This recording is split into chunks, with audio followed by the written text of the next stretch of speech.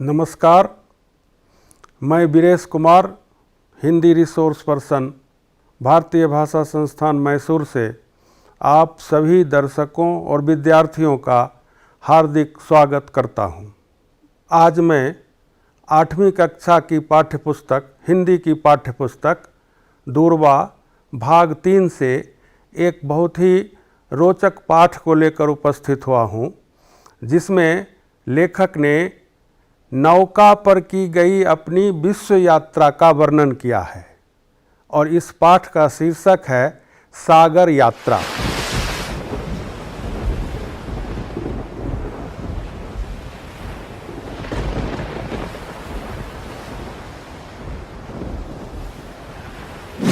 छात्रों, हिंदी में रेखाचित्र, संस्मरण और यात्रा वृत्तांत ये मिलती जुलती विधाएं हैं। रेखाचित्र में लेखक व्यक्ति, वस्तु या स्थान विशेष का खाका खींचता है। संस्मरण में अपने स्मृति के आधार पर अपने जीवन की घटनाओं का वर्णन करता है और यात्रा वृत्तांत में लेखक स्मृति के आधार पर अपनी की गई यात्राओं का वर्णन करता है, जिसमें व्यक्ति, स्थान और वस्तुएं भी शामिल हो जाती हैं। इसीलिए कहा गया है कि यात्रा वृत्तांत में हमें रेखाचित्र और संस्मरण, इन दोनों विधाओं के तत्व मिलते हैं। आज हम जिस पाठ को पढ़ने जा रहे हैं उसके लेखक कर्नल TCS चौधरी हैं और इसका हिंदी अनुवाद श्री ब्रजमोहन गुप्त ने किया है। इस पाठ का शीर्षक है सागर यात्रा।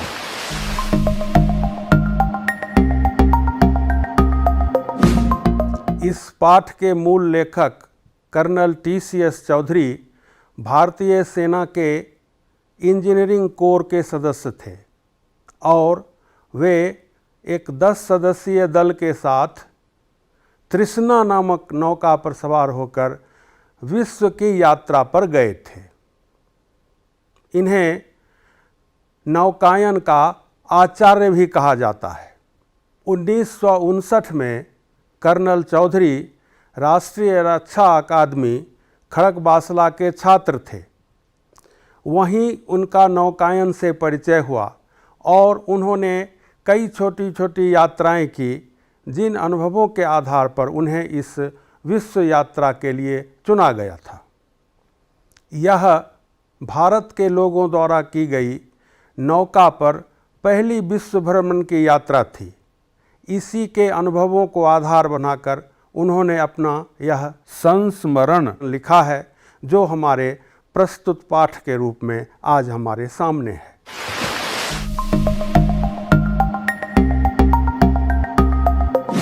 इस पाठ के अध्ययन के बाद हमारे छात्रगण पाठ के आदर्श वाचन की शैली से अवगत हो सकेंगे। इस अध्याय में आए नए शब्दों के अर्थ जान सकेंगे और उन शब्दों का वाक्य में प्रयोग करना सीखेंगे तथा इस पाठ में लेखक द्वारा अपनी विश्व भ्रमण के अनुभवों को जान सकेंगे और उन्हें अपने शब्दों में व्यक्त कर सकेंगे। भारतीय नौकायन के शानदार इतिहास से अवगत हो सकेंगे और देश का मान सम्मान बढ़ाने में हमारे खिलाड़ियों की क्या भूमिका होती है, इसको जान सकेंगे। इसके बाद हमारे छात्र यह जान सकेंगे कि हमारे सैनिक देश की सुरक्षा करने के अतिरिक्त और क्या क्या ऐसे कार्य करते हैं जिससे हमारे देश की प्रतिष्ठा और उसका मान सम्मान बढ़ता है। तो बच्चों, आइए अब इस पाठ का आदर्श वाचन शुरू करते हैं।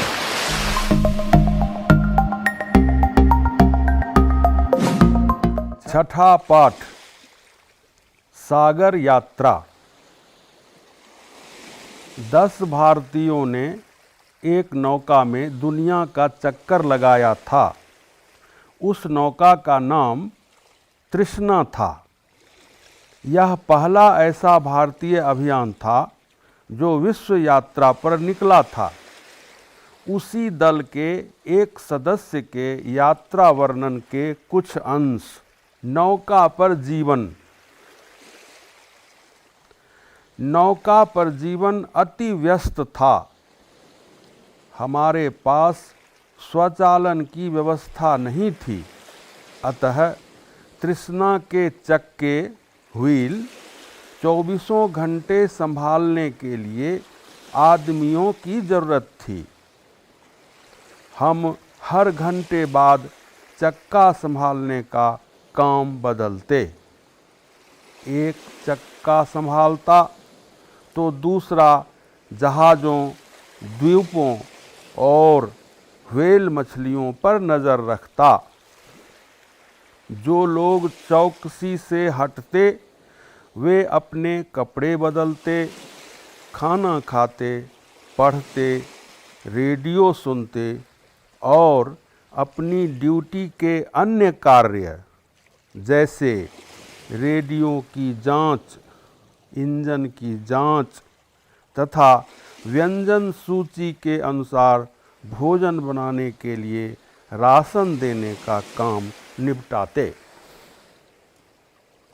एक सदस्य माँ की भूमिका मदर वॉच निभाता। उसे खाना पकाने, बर्तन मांजने, शौचालय की सफाई जैसे काम करने पड़ते ताकि नौका स्वच्छ रहे। माँ की भूमिका बारी बारी से सबको करनी पड़ती। एकमात्र यही ड्यूटी ऐसी थी जिसके बाद आदमी पूरी रात आराम कर पाता। 5 दिनों में केवल एक बार बारी आती और यदि मौसम ठीक रहता तो नींद आ पाती। इस कठिन दिनचर्या के कारण शतरंज खेलने के लिए या किसी और मनोरंजन के लिए समय ही नहीं मिलता था और न ही बोरियत के लिए वक्त था। व्यस्तता खूब थी। दिन में एक बार हम नौका पर खुशी का घंटा बिताते। अभियान दल के सभी सदस्य शाम 4 बजे डेक पर आ जाते और 1 घंटा मिलजुल कर बिताते। मदर वॉच अधिकारी सबके लिए उनकी इच्छा अनुसार चाय कॉफ़ी बनाता या शीतल पेय देता। वह कुछ नाश्ता भी बनाता। पानी की समस्या। एक बार बौछार आई, मैं बाहर को भागा, अपना शरीर तर किया और शरीर तथा बालों में साबुन लगा डाला। आकाश में बादल जमकर छाए थे और मुझे विश्वास था कि कुछ देर में पानी बरसेगा। अचानक वर्षा थम गई। मैंने 5 मिनट और फिर 10 मिनट तक प्रतीक्षा की, लेकिन वर्षा का नामो निशान नहीं था। साबुन की चिपचिपाहट और ठंडक के कारण समुद्री पानी में नहाने का फैसला किया। यह सबसे गलत काम था। गंदगी, साबुन और समुद्री जल ने मेरे शरीर पर एक मोटी, चिपचिपी और खुजलाहट वाली परत जमा दी जो आसानी से छूटती नहीं है। मुझे उस परत को छुड़ाने के लिए कंघी और ब्रश का सहारा लेना पड़ा। छाती, हाथ और पैरों पर उन्हें फेरने से ही छुटकारा मिला। नैतिक शिक्षा यही है कि जब नौका पर स्नान करना हो तो अपने पास पर्याप्त पानी रखो या विशेष समुद्री जल साबुन का प्रयोग करो। समुद्री जल में साधारण साबुन का प्रयोग मत करो। नौका पर पहनने के लिए केवल 2 जोड़ी कपड़े होने के कारण हमें उन्हें बार बार धोना पड़ता। नौका पर कपड़े सुखाने के लिए हमने उसके चारों ओर एक तार बांध रखा था जिसमें हम क्लिप लगाकर कपड़े सुखाते। तेज हवाओं के कारण अथवा पाल की रस्सियां बांधते समय कभी कभी कपड़े गायब भी हो जाते थे। तूफानों का सामना। हम सब इस अभियान के खतरों को जानते थे। हमें यह भी ज्ञात था कि शायद हम कभी वापस न लौट सकें। शुरू में ही हमें खराब मौसम का सामना करना पड़ा। हम रुकना नहीं चाहते थे, इसलिए मरम्मत का काम चलती नौका में ही करने की ठानी। कैप्टन ऐसे मौसम में 25 मीटर ऊंचे मस्तूल पर चढ़े और उन्होंने एंटीना की मरम्मत की। यदि थोड़ी सी भी असावधानी हो जाती तो वे आसानी से मस्तूल से टपककर समुद्र की गहराइयों में समा सकते थे। मेडागास्कर के पास एक तूफान आया और 12 मीटर ऊंची समुद्र की लहरें हमारी नौका पर टूट पड़ी और उसे पानी से भर दिया। अभियान दल के सदस्य अनेक बार समुद्र में गिर गए, लेकिन सौभाग्य से उन्हें वापस नौका पर खींच लिया गया, क्योंकि उन्होंने नौका से जुड़ी रस्सियों को अपनी बेल्ट से बांध रखा था। केप ऑफ गुड होप का चक्कर लगाते समय भी हम खतरनाक तूफान से टकराए। हवा की गति थी 120 किलोमीटर प्रति घंटा और समुद्री लहरों की ऊंचाई 15 मीटर। हर क्षण मौत को आमंत्रण दे रहा था। हम केप से 5 किलोमीटर दूर बह गए। हमें लगा कि हमारी नौका किसी चट्टान से टकराकर चूर चूर हो जाएगी। हमने अपने जीवन रक्षक उपकरण खो दिए। रेडियो सेट बेकार हो गया, एरियल टूट गए और पूरी दुनिया से अगले 15 दिनों के लिए हमारा रेडियो संपर्क टूट गया। भारतीय समाचार पत्रों ने खबर छाप दी कि तृष्णा लापता है, जिस कारण हमारे परिवारजन और मित्रगण बुरी तरह घबरा गए। एक दल हमारी तलाश में भेजा गया, लेकिन वह असफल होकर लौट गया। अनुभव बढ़ने के साथ हम नौका को निश्चित राह पर बनाए रखने में सफल रहे। मुंबई वापसी। प्रथम भारतीय नौका अभियान दल विश्व की परिक्रमा कर 54,000 किलोमीटर की दूरी मापकर 470 दिन की ऐतिहासिक यात्रा के बाद 10 जनवरी 1987 को 6 बजे मुंबई बंदरगाह पहुंचा। जैसे ही तृष्णा के 10 सदस्यीय अभियान दल ने गेटवे ऑफ इंडिया की सीढ़ियों पर कदम रखे, भीड़ खुशी से चिल्ला उठी, आतिशबाजी छोड़ी गई, बंदूकें दागी गईं और हमारे स्वागत में सायरन बजाए गए। हम में से कई अपने परिवारों से 15.5 माह से बिछड़े हुए थे। आपका स्वागत है पापा। हमें आपकी याद आती थी। जैसे प्ले कार्ड थामे, हमारे बच्चों ने हमें सचमुच रुला दिया। लेकिन यहाँ केवल हमारे परिवार ही स्वागत में नहीं खड़े थे, बल्कि पूरा गेटवे ऑफ इंडिया मित्रों और शुभ चिंतकों से अटा पड़ा था। 10 जनवरी 1987 को तृष्णा पर फर्स्ट डे कवर और स्मारक टिकट जारी किए गए। उसके बाद तृष्णा को खींचकर पानी से बाहर निकाला गया और रेल के 2 वैगनों पर लादा गया ताकि गणतंत्र दिवस परेड में उसे शामिल किया जा सके।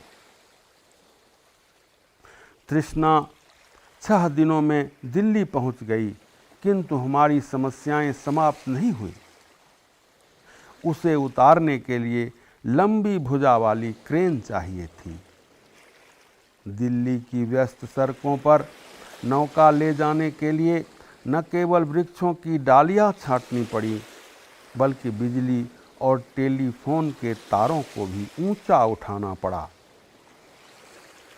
पूरी रात मेहनत करने के बाद हम जैसे जैसे 23 जनवरी को परेड की फुल ड्रेस रिहर्सल के लिए झांकी तैयार कर सके। गणतंत्र दिवस परेड में भाग लेने वाली तृष्णा की झांकी अब तक बनी सबसे बड़ी झांकियों में से एक थी। यह पहला अवसर था जब हम में से किसी ने गणतंत्र दिवस परेड में भाग लिया था। हम सेना की टुकड़ी के अंग थे और 26 जनवरी को जब हम राजपथ से गुजरे तो हमारा तालियों से जोरदार स्वागत हुआ। सागर यात्रा की साहसिक एवं संघर्षपूर्ण स्मृति आज भी हमें रोमांचित कर देती है। TCS चौधरी, अनुवाद बृजमोहन गुप्त। तो देखा बच्चों, आज का यह पाठ कितना रोचक और ज्ञानवर्धक था। अब आइए इसके कुछ नए शब्दों के अर्थ जानते हैं और यह भी सीखते हैं कि उन शब्दों का वाक्यों में किस प्रकार से प्रयोग किया जाए। शब्दार्थ एवं वाक्य प्रयोग। पहला शब्द है अभियान। इसका अंग्रेजी में इसको ऑपरेशन या एक्सपीडिशन कहा जाता है। अभियान का मतलब है किसी बड़े लक्ष्य की प्राप्ति के लिए शुरू किया गया कार्य या शुरू की गई कोई गतिविधि, उसे ही अभियान कहते हैं। वाक्य प्रयोग इस प्रकार होगा। तृष्णा नामक नौका पर सवार होकर लेखक विश्व परिक्रमा के अभियान पर निकले।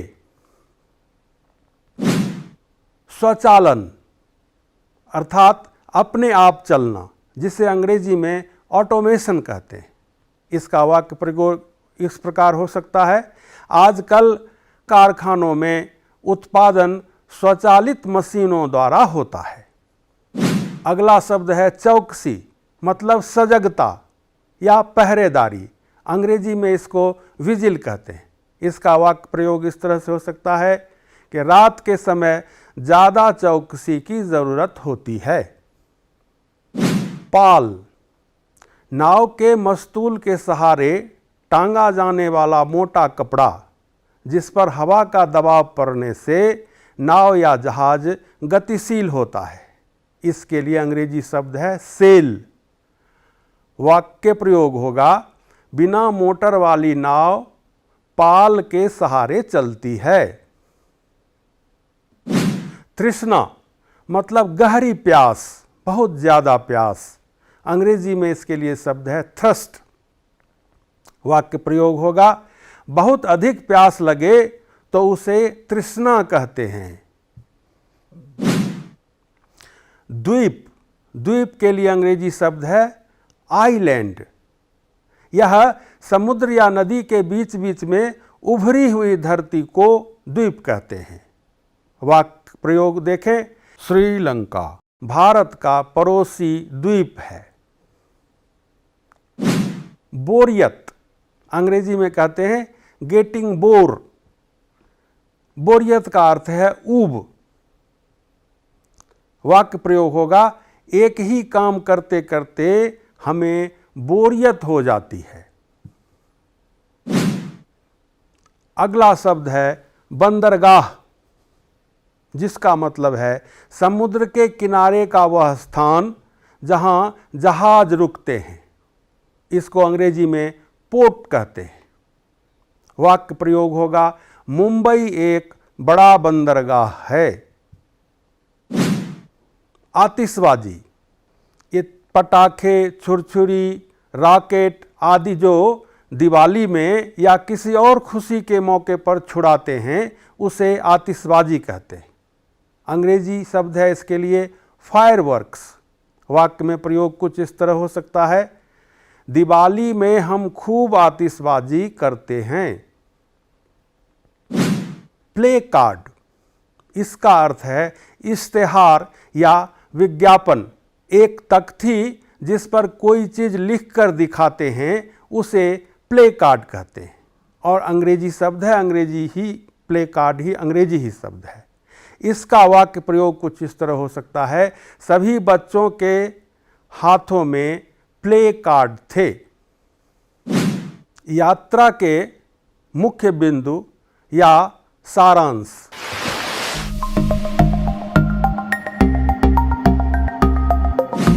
इसमें भारतीय सेना के इंजीनियरिंग कोर के सदस्यों द्वारा तृष्णा नामक नौका पर सवार होकर की गई विश्व भ्रमण की यात्रा का सारांश दिया गया है। यह यात्रा 1 वर्ष 3 महीना और 13 दिन में पूरी की गई। इस यात्रा के दौरान दल के सदस्यों का जीवन अत्यंत ही व्यस्त था। हर व्यक्ति का कार्य अलग अलग बटा हुआ था। एक व्यक्ति का काम था समुद्र में चलने वाले अन्य जहाज़ों, उसमें पाए जाने वाले द्वीपों और व्हेल मछलियों पर नज़र रखना, ताकि नौका को उनसे टकराने से रोका जा सके। इसके अलावा इंजन की देखभाल, खाना बनाने, बर्तन धोने और शौचालय की सफाई करने के कामों की ड्यूटी लगती थी। इस नौका यात्रा दल के सभी सदस्य शाम को 1 घंटा डेक पर आकर मनोरंजन में बिताते थे। इस पाठ में समुद्री यात्रा के दौरान घटने वाली घटनाओं और उसके प्रति बरती जाने वाली सतर्कताओं का परिचय दिया गया है। इस यात्रा में कदम कदम पर खतरे थे और सबसे बड़ा खतरा था तूफान का, क्योंकि तूफान के समय हवा की रफ्तार 120 किलोमीटर प्रति घंटा तक हो जाती थी। ऐसे में यात्रा दल के सदस्यों के समुद्र में गिर जाने का खतरा रहता था और कई बार ऐसा हुआ भी। इसके अलावा नौका के डूब जाने, किसी चट्टान से टकराकर टूट फूट जाने अथवा अपने रास्ते से भटक जाने का खतरा भी होता था। लेकिन अंततः यह यात्रा सफल रही।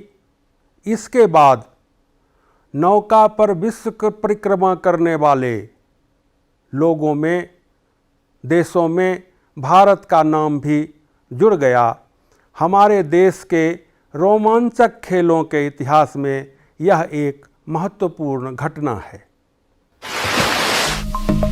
यात्रा वर्णन कला। इस यात्रा वर्णन में हम पाते हैं कि इसमें रेखा चित्र, संस्मरण और डायरी जैसी विधाओं का मिला जुला रूप प्रस्तुत किया गया है। इसकी भाषा सरल, सहज और सटीक है, घटनाओं का वर्णन इस तरह से किया गया है कि पूरा दृश्य हमारी आँखों के सामने साकार हो जाता है। यह किसी लेखक की एक बहुत बड़ी सफलता है। अब रचना के व्याकरणिक बिंदुओं के तहत हम इसकी भाषा और शैली की चर्चा करेंगे। यद्यपि यह एक अनुवाद है, फिर भी इसे पढ़ने पर ऐसा लगता है कि मानो मूल रूप में हिंदी में ही लिखी गई हो। इस यात्रा वर्णन का महत्व। इस यात्रा से हमारे देश का नाम दुनिया भर में ऊंचा हुआ। यह यात्रा भारतीय सेना के सदस्यों द्वारा की गई थी, जिससे हमारे सैनिकों का मनोबल ऊंचा हुआ और आम जनता में अपने सैनिकों के प्रति विश्वास की भावना भी मजबूत हुई। व्याकरणिक बिंदु। व्याकरण की दृष्टि से देखें तो इस रचना में तत्सम, देशज और विदेशज शब्दों का प्रयोग किया गया है।